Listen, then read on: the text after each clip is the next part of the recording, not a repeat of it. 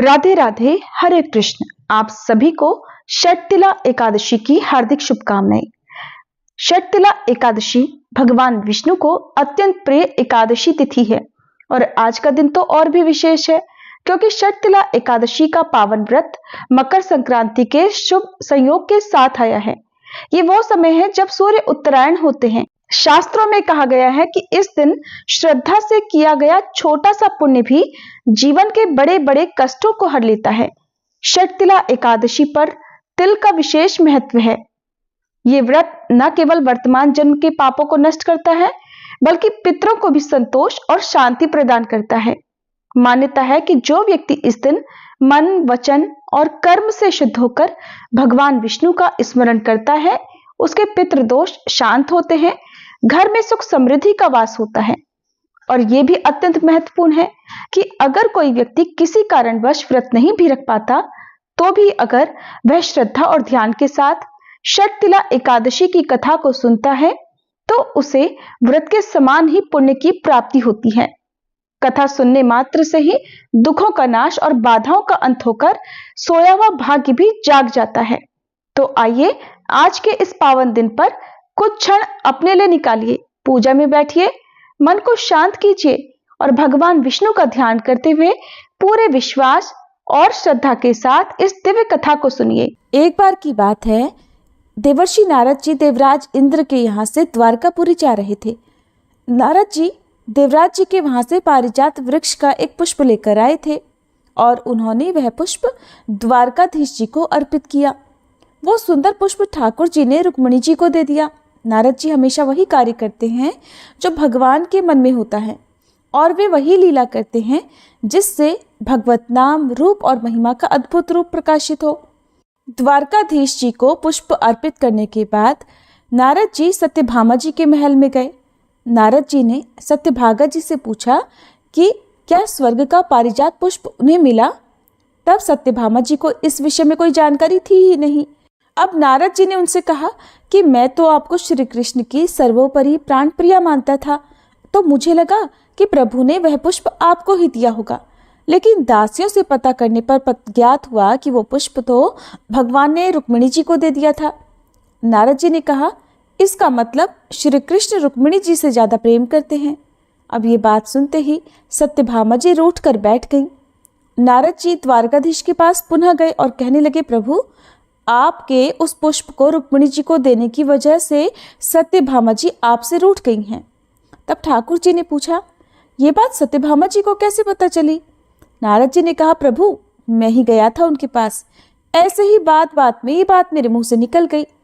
अब ठाकुर जी ने नारद जी की तरफ देखा और मुस्कुराए कि नारद जी कोई ना कोई ऐसी लीला करते ही रहते हैं।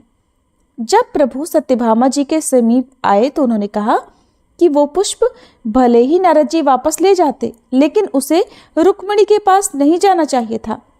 ठाकुर जी ने सत्यभामा जी को मनाते हुए कहा कि चिंता मत करो, मैं वास्तव में तुमसे ज्यादा प्रेम करता हूँ। रुक्मिणी जी को तो मैंने केवल पुष्प दिया है, तुम्हारे लिए तो मैं वो पारिजात वृक्ष लाकर ही तुम्हारे आंगन में लगा दूंगा। ये बात सुनते ही सत्यभामा जी प्रसन्न हो गई। इधर पृथ्वी के पुत्र भौमासुर का जब अत्याचार बढ़ा तो देवराज इंद्र ने श्री द्वारकाधीश जी की शरण ली और उनसे सारे देवताओं को बचाने की प्रार्थना की। सत्यभामा जी साक्षात पृथ्वी देवी का रूप है। भौमासुर अर्थात नरकासुर पृथ्वी देवी का पुत्र था।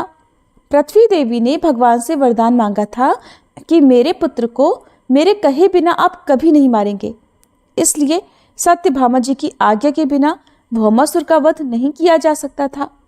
इसी वरदान के कारण भौमासुर अत्यंत अत्याचारी बन गया था और कोई देवतागण उसे मार नहीं पा रहे थे। जब श्री कृष्ण भौमासुर से लड़ने के लिए निकले तो उन्होंने सत्यभामा जी को बताया कि भौमासुर का आतंक बहुत बढ़ गया है, इसलिए आप भी मेरे साथ चलें। भौमासुर ने सत्यभामा जी के सामने प्रभु पर शस्त्रों की वर्षा कर दी। श्री कृष्ण प्रेम में पगी हुई सत्यभामा जी ये भूल गई कि भौमासुर पृथ्वी के अंश से ही प्रकट हुआ था।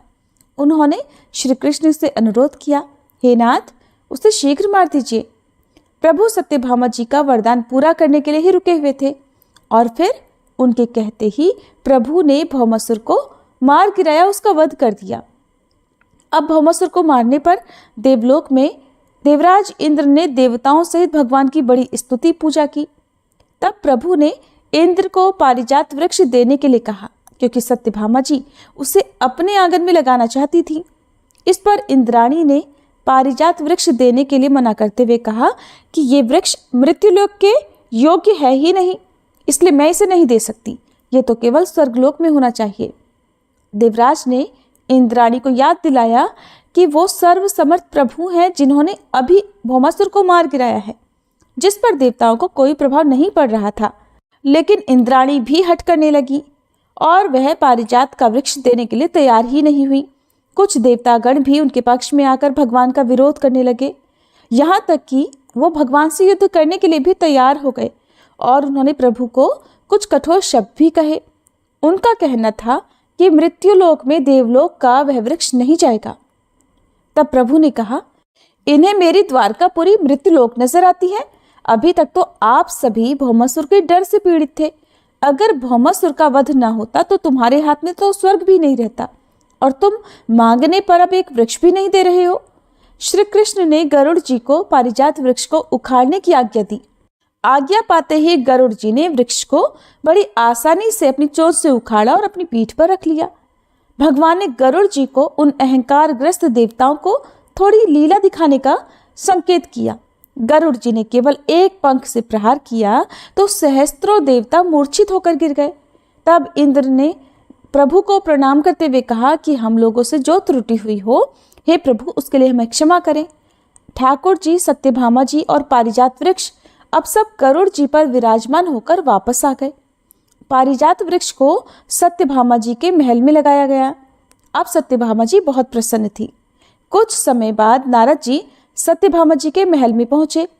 सत्यभामा जी ने नारद जी से कहा, देवर्षि, आपकी कृपा से श्री कृष्ण मुझे बहुत प्रेम करते हैं।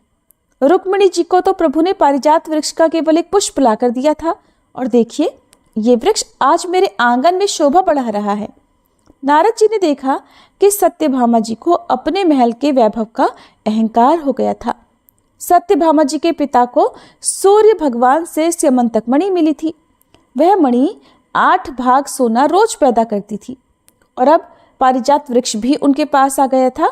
भगवान को दैन्यता अच्छी लगती है, गर्व नहीं।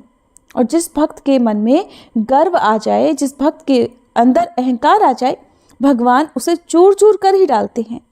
नारद जी ने सत्यभामा जी से कहा कि श्री कृष्ण तो आपसे बहुत प्रेम करते हैं। सत्यभामा जी ने कहा, आपकी कृपा है नारद जी, आप क्या मुझे कोई ऐसा उपाय बता सकते हैं कि श्री कृष्ण सबसे ज्यादा मुझे ही केवल प्यार किया करे और मुझसे एक पल के लिए भी कभी दूर न जाए। नारद जी ने कहा, देवी, अगर किसी भी प्रिय वस्तु को दान कर दिया जाए तो वो बहुत लंबे समय के लिए प्राप्त हो जाती है। अब सत्यभामा जी ने सोचा कि मुझे तो सबसे अधिक प्रिय श्री कृष्ण ही हैं, तो वह श्री कृष्ण को ही दान में देने के लिए तैयार हो गई। ब्राह्मणों को बुलाया गया और सत्यभामा जी से संकल्प कराया गया कि वो श्री कृष्ण का दान नारद जी को करती हैं। जब भगवान श्री कृष्ण आए तो नारद जी ने दान के अनुसार उन्हें अपने साथ चलने को कहा। प्रभु ने पूछा, क्यों? नारद जी ने उन्हें बताया कि सत्यभामा जी ने आपको मुझे दान में दे दिया है, अब तो आपको मेरे साथ चलना होगा। सत्यभामा जी ने नारद जी के आगे हाथ जोड़े और कहा कि देवर्षि, आप कह रहे थे कि प्रभु मुझसे कभी एक क्षण के लिए भी दूर नहीं होंगे। मैंने तो इसीलिए दान किया है, किंतु आप तो प्रभु को ही लेकर जा रहे हैं। नारद जी ने अब पूरा शास्त्र ज्ञान उन्हें बताया कि आपके अगले जन्म से प्रभु हमेशा के लिए आपके ही हो जाएंगे। सत्यभामा जी बोली, आप जो कहेंगे बदले में मैं दे सकती हूँ, लेकिन मैं श्री कृष्ण को एक क्षण के लिए भी नहीं छोड़ सकती। तब नारद जी ने बताया कि अगर आप दान में दी गई वस्तु को पुनः प्राप्त करना चाहती हैं तो उसके बराबर की कोई वस्तु मुझे दे दीजिए। देवर्षि ने पूछा कि श्री कृष्ण को प्राप्त करने के लिए श्री कृष्ण के बराबर कोई वस्तु है देवी आपके पास? तब सत्यभामा जी ने कहा कि एक श्री कृष्ण क्या, मैं तो अनेकों तोल दूंगी। नारद जी उनका यही भ्रम तो मिटाना चाहते थे। तब नारद जी ने कहा, ठीक है देवी, तो श्री कृष्ण के बराबर आपके पास जो सोना, चांदी, हीरे, रत्न, जवाहरात हैं, उन्हें तौल कर मुझे दे दीजिए। तब श्री कृष्ण इस बात पर मुस्कुरा दिए। सत्यभामा जी तैयार हो गई। उन्होंने बड़ा सा एक सुंदर तराजू मंगवाया। अब उसके एक पलड़े में द्वारकाधीश जी बैठे। जब तौलना शुरू हुआ तो सत्यभामा जी सारे एक सुंदर आभूषण, स्वर्ण, चांदी, रत्न, हीरे, जवाहरात सब ला ला कर रखती जा रही थी, लेकिन तराजू में कोई फर्क नहीं पड़ रहा था।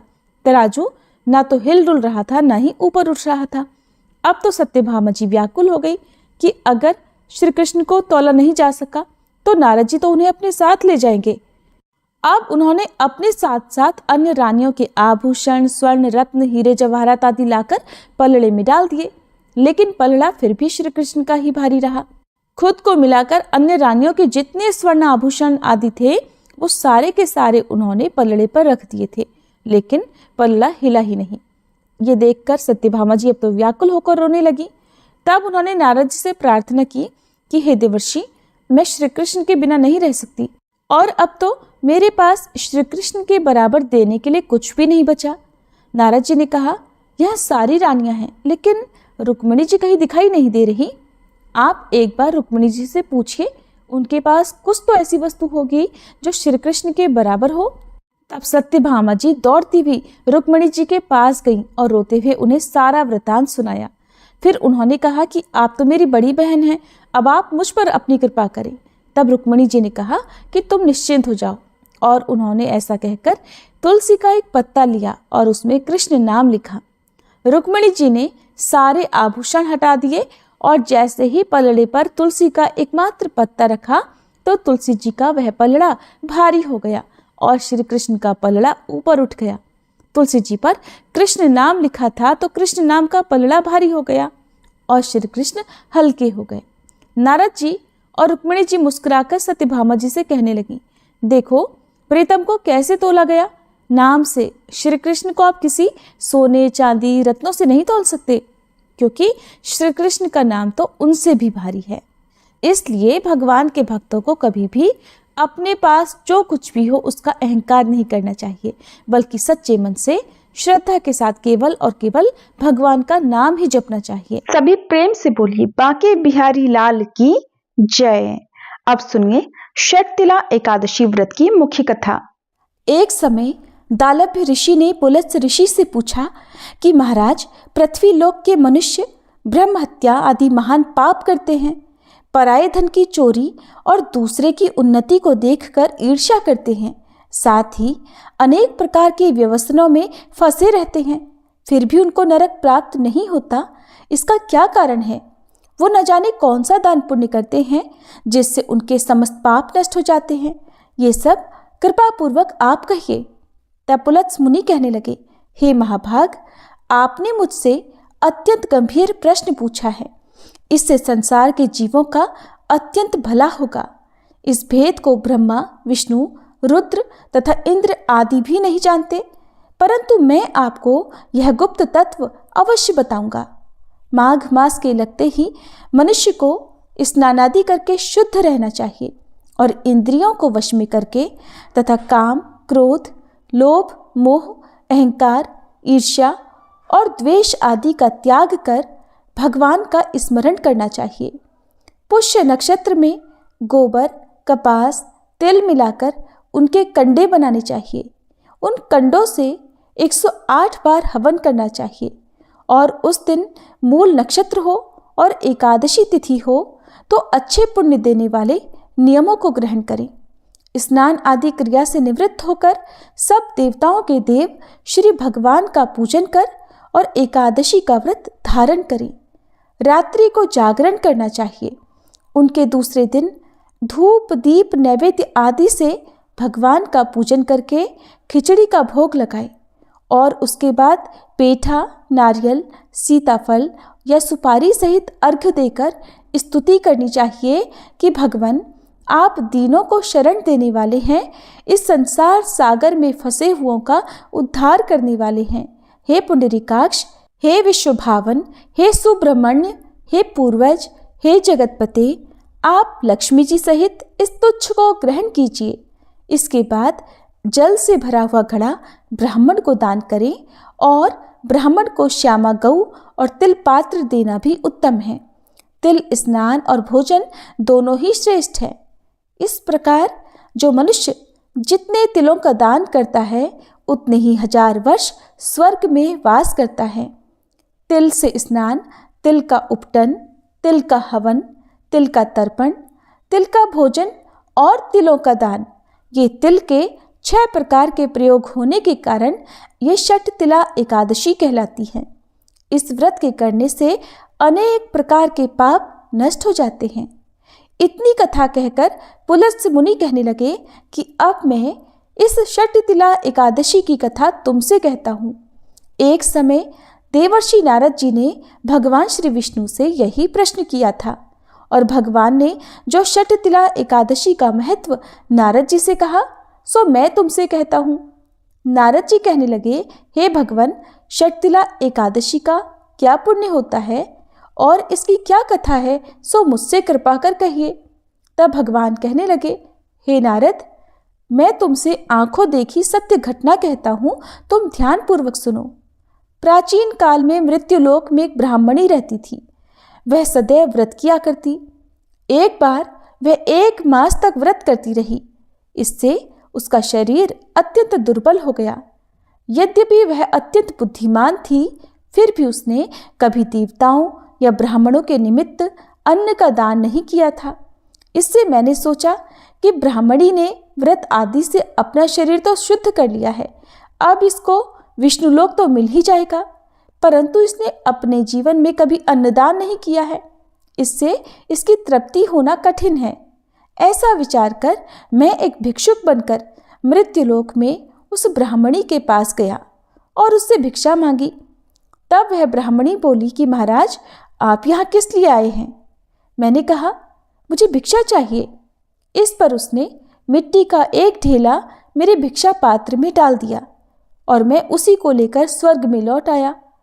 कुछ समय बाद वह ब्राह्मणी भी शरीर त्याग कर स्वर्ग में आ गई।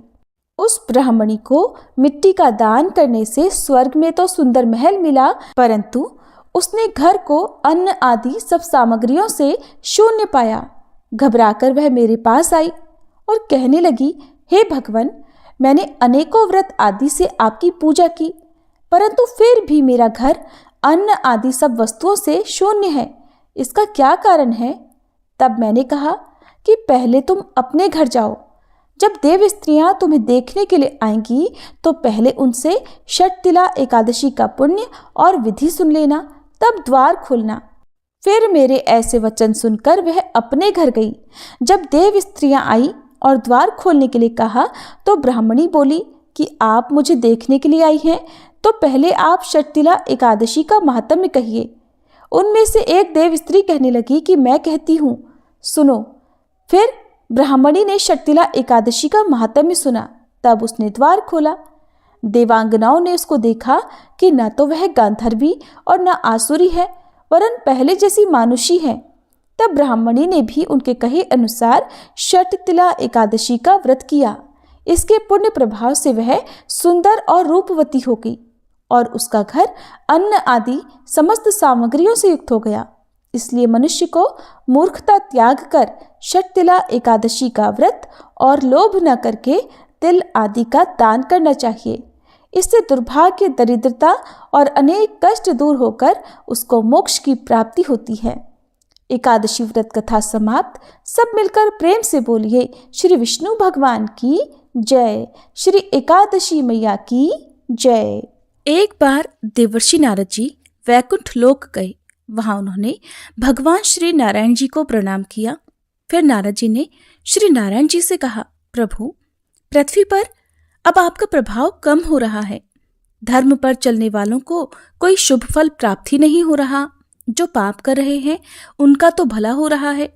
तब श्री नारायण भगवान कहने लगे, देवर्षि, ऐसा नहीं है। जो भी हो रहा है सब नियति के कारण हो रहा है। देवर्षि नारद जी बोले, प्रभु, मैं तो देख कर आ रहा हूं कि पापियों को तो अच्छा फल मिल रहा है और भला करने वाले, धर्म के रास्ते पर चलने वाले लोगों को बहुत बुरा फल मिल रहा है। वे महान दुख भोग रहे हैं। तब भगवान कहने लगे, अच्छा देवर्षि, कोई ऐसी घटना बताओ जिससे तुम्हें ऐसा अनुभव हुआ हो। नारद जी कहने लगे, प्रभु, मैं अभी अभी एक जंगल से आ रहा हूँ। वहां एक गाय दलदल में फंसी हुई थी। उसे कोई बचाने वाला नहीं था। तभी थोड़ी ही देर में एक चोर उधर से गुजरा। उसने गाय को दलदल में फंसा हुआ देखा, लेकिन वह रुका नहीं, बल्कि उस पर पैर रखकर वह दलदल लांघकर आगे निकल गया। फिर आगे जाकर उसी चोर को सोने की मोहरों से भरी हुई एक थैली मिली। थोड़ी देर के बाद वहां से एक वृद्ध साधु महाराज गुजरे। उन्होंने उस गाय को दलदल से निकालने की पूरी कोशिश की और पूरी ताकत लगाकर आखिरकार उस गाय को निकाल लिया। लेकिन प्रभु, मैंने देखा कि गाय को दलदल से निकालने के बाद भी जब वह साधु महाराज आगे गए तो खुद एक गड्ढे में गिर गए और उन्हें चोट भी लग गई। बताइए प्रभु, ये कौन सा न्याय है कि जिसने गाय की मदद की उसे दुख मिला, बल्कि जो गाय के ऊपर पैर रखकर आगे बढ़ गया उसे सोने की मोहरों भरी थैली मिल गई। नारद जी की बात सुनने के बाद नारायण भगवान बोले, देवर्षि, ये सही ही हुआ है। जो चोर गाय पर पैर रखकर भाग रहा था उसकी किस्मत में तो एक खजाना था, लेकिन उसके इस पाप के कारण उसे केवल कुछ ही मोहरें मिली। वहीं इन साधु महाराज को गड्ढे में इसलिए गिरना पड़ा क्योंकि उनके भाग्य में मृत्यु लिखी हुई थी, लेकिन गाय को बचाने के कारण उनके पुण्य बढ़ गए और उनकी मृत्यु एक छोटी सी चोट में बदल गई। देवर्षि, इंसान के कर्म से ही उसका भाग तय होता है, इसलिए अच्छे कर्म करना कभी भी किसी भी परिस्थिति में छोड़ना नहीं चाहिए। ये सुनकर नारद जी बहुत प्रसन्न हुए और लक्ष्मी नारायण भगवान की जय जयकार करते हुए बैकुंठ लोक से चल दिए। प्रेम से बोलिए श्री लक्ष्मी नारायण भगवान की जय, देवर्षि महाराज की जय। अब आप सभी बहुत ही प्रेम से एकादशी माता की कथा भी सुनिए। एक बार एक बूढ़ी माँ ने वृद्धावस्था में एकादशी का व्रत रखा। वैसे तो वह अपने पूरे जीवन काल में एकादशी का व्रत रखती आ रही थी, लेकिन वृद्धावस्था होने के बाद भी वह इस व्रत को उतनी ही निष्ठा और उतने ही नियम के साथ रख रही थी। वृद्धावस्था में तो वैसे भी बहुत सारी बाधाएं होती हैं। वैसे तो बूढ़ी माँ को भगवान की कृपा से सारी सुख सुविधाएं प्राप्त थीं, लेकिन फिर भी वह अपने परिवार की सुख समृद्धि की कामना से इस कठिन व्रत को रखने लगी। वे अधिकतर एकादशी का व्रत निर्जल ही रखती थीं। एकादशी का दिन आने पर उन्होंने इस बार भी निर्जल व्रत रखा। दिन भर उन्हें प्यास लगी रही, लेकिन किसी तरह उन्होंने अपने मन को संयम में रखकर पूजा पाठ किया और कथा सुनी। पंडित जी को मिट्टी के पात्र में भरकर पानी और ऋतुफल दान में दिए। दोना भरकर शक्कर भी बांटी। उन्हें गर्मी के कारण बहुत बेचैनी हो रही थी। इस कारण से वह बड़ी देर तक पानी में हाथ पैर डालकर बैठी रही, पानी से बार बार कुल्ला करती रही। तब कहीं जाकर उन्हें थोड़ी देर के लिए आराम मिला, चैन पड़ा, लेकिन थोड़ी देर के बाद उनका फिर मुंह सूखने लगा। एक तो धूप बहुत तेज पड़ रही थी, इस कारण बूढ़ी माँ बहुत ही बेचैन हो रही थी। एक तो बुढ़ापा, ऊपर से भयंकर गर्मी। वृद्धावस्था की स्थिति तो इसी प्रकार की होती है। फिर जैसे तैसे रो धोकर किसी प्रकार दिन कट पाया। अब पहाड़ सी रात उनके सामने थी, जिसका कटना बड़ा ही मुश्किल दिखाई दे रहा था।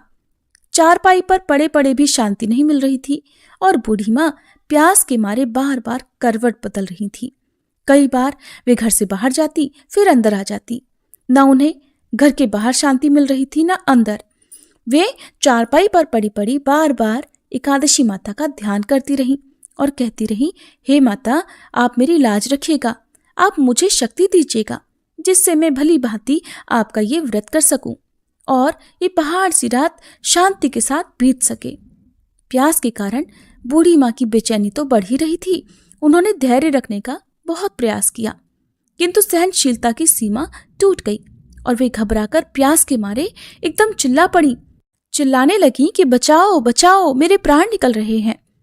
तब उनका चीखना चिल्लाना सुनकर परिवार भर के सभी लोग उनके आसपास इकट्ठा हो गए और पूछने लगे, अम्मा जी, क्या हुआ आपको, क्यों चिल्ला रही है? आप इस बुढ़ापे में इतने कठिन व्रत को क्यों कर रही हैं? अम्मा जी, शक्ति हो तभी भक्ति होती है। जब आपकी सामर्थ्य निर्जल व्रत करने की नहीं है तो आप क्यों जल का त्याग कर रही हैं? आप पानी पी लीजिए। तब वे बूढ़ी माँ अपने परिवारजनों से कहने लगी, अरे मेरे तो प्राण ही निकले जा रहे हैं, जरा कोई मेरी छाती पर ठंडे पानी का घड़ा तो रख दो। तब नातियों ने दादी की छाती पर ठंडे पानी का घड़ा रख दिया। तब कहीं उन्हें थोड़ा आराम मिला। थोड़ी देर के लिए उन्होंने अपनी आंखें बंद कर ली। इधर एकादशी माता ने सोचा कि ये तो बूढ़ी अम्मा है और बहुत नियम पालन के साथ व्रत भी रखती हैं, चलकर इनकी परीक्षा ली जाए। तब वे आधी रात को मुर्गा बनकर टेर लगाने लगी। अपने घर के द्वार पर मुर्गे की आवाज सुनकर दादी जल्दी से उठी। सोचा शायद सुबह हो गई, लेकिन जब बाहर जाकर देखा तो देखा आसमान में तो उन्हें कहीं भी प्रातःकालीन तारा दिखाई नहीं दिया। वे सोचने लगी कि ये मुर्गा क्यों और कैसे बोल रहा है। उन्हें प्यास तो लग रही थी, अब थोड़ा बहुत उनका मन भी बेचैन होने लगा। किंतु आखिरकार उन्होंने दृढ़ निश्चय किया कि अब तो मैं व्रत पूरा करके ही पानी पीऊंगी, भले ही मेरे प्राण निकल जाएं। ये सोचकर वो फिर से चारपाई पर निढाल होकर लेट गई। थोड़ी ही देर में एकादशी माता ने उनकी फिर से परीक्षा लेनी चाहिए और वे एक छोटी सी बालिका बनकर एक गिलास में शरबत लेकर उनके सिरहाने खड़ी हो गई और जोर से आवाज लगाकर कहने लगी, दादी जी, सवेरा हो गया है, आप हाथ मुंह धोकर ये शरबत पी लीजिए। पहले तो शरबत का गिलास देखकर बूढ़ी माँ का मन ललचा गया, किंतु अचानक उन्हें याद आया कि उन्होंने तो निर्जल एकादशी का व्रत रखा है। फिर उन्होंने सोचा कि मैं तो किसी भी प्रकार से अभी शरबत नहीं पी सकती हूँ। ये सोचकर वो शांति से अपनी चारपाई पर फिर लेट गई। जब बहुत तेज की प्यास लगती है तो चारों ओर पानी ही पानी दिखाई देता है, यहाँ तक कि सपने भी पानी के ही आते हैं।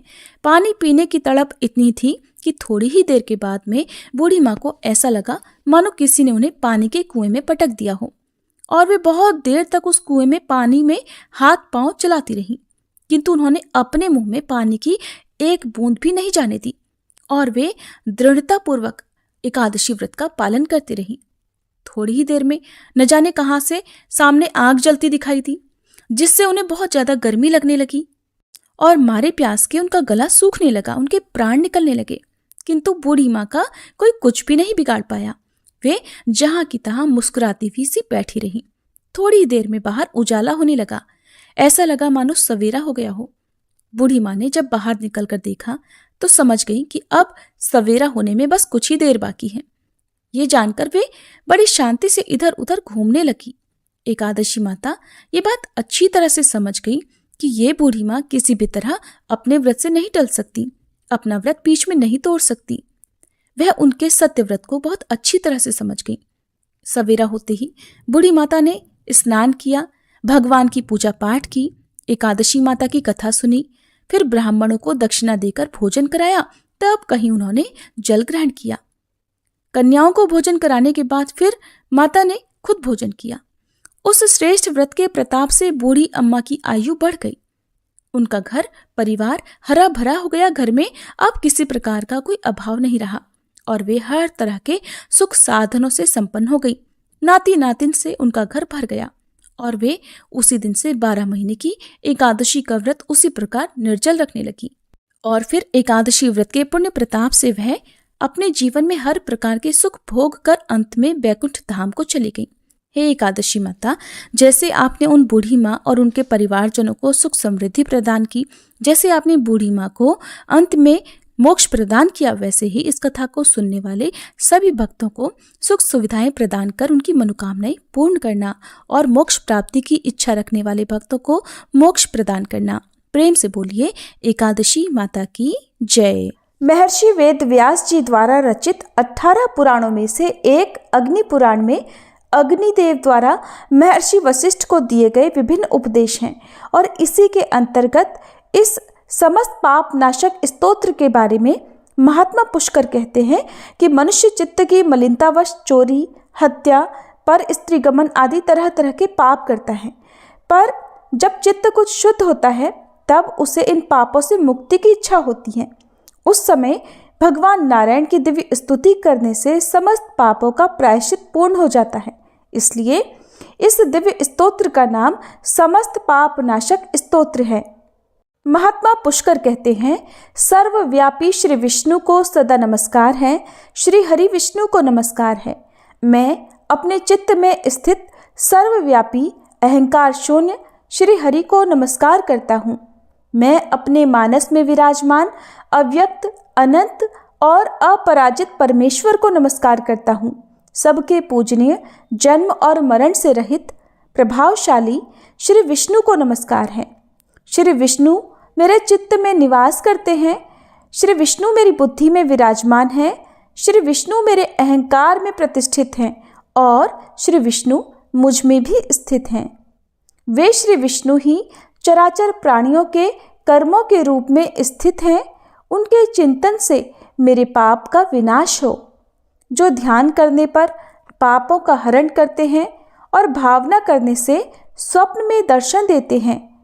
इंद्र के अनुज शरणागतों का दुख दूर करने वाले उन पापापहारी श्री विष्णु को मैं नमस्कार करता हूँ। मैं इस निराधार जगत में अज्ञानांधकार में डूबते हुए को हाथ का सहारा देने वाले परात्पर स्वरूप श्री विष्णु के सम्मुख प्रणत होता हूँ। सर्वेश्वर प्रभु, कमल नयन परमात्मन, ऋषिकेश, आपको नमस्कार है। इंद्रियों के स्वामी श्री विष्णु, आपको नमस्कार है। हे नरसिंह, अनंत स्वरूप गोविंद, समस्त भूत प्राणियों की सृष्टि करने वाले केशव, मेरे द्वारा जो दुर्वचन कहा गया हो अथवा पाप पूर्ण चिंतन किया गया हो, मेरे उस पाप का प्रशमन कीजिए, आपको नमस्कार है। केशव, अपने मन के वश में होकर मैंने जो न करने योग्य अत्यंत उग्र पाप पूर्ण चिंतन किया है, उसे शांत कीजिए। परमार्थ परायण ब्राह्मण प्रिय गोविंद, अपनी मर्यादा से कभी च्युत न होने वाले जगन्नाथ, जगत का भरण पोषण करने वाले देवेश्वर, मेरे पाप का विनाश कीजिए। मैंने मध्याह्न, अपराह्न, सायंकाल एवं रात्रि के समय जानते हुए अथवा अनजाने शरीर, मन एवं वाणी के द्वारा जो पाप किया हो, पुंडरीकाक्ष, ऋषिकेश, माधव, आपके इन 3 नामों के उच्चारण से मेरे वे सब पाप क्षीण हो जाएं। हे कमल नयन लक्ष्मीपते, इंद्रियों के स्वामी माधव, आज आप मेरे शरीर एवं वाणी के द्वारा किए हुए पापों का हनन कीजिए।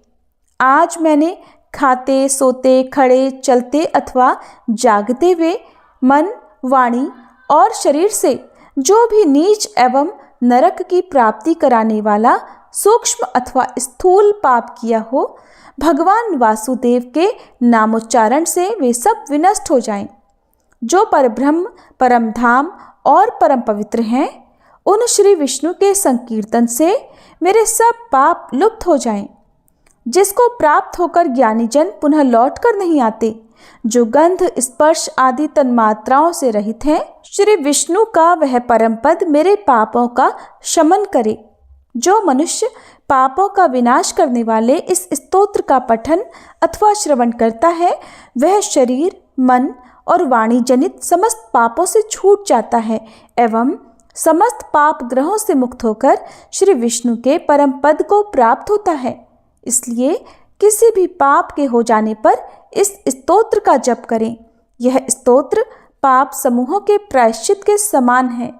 कृच्छ्र आदि व्रत करने वालों के लिए भी यह श्रेष्ठ है।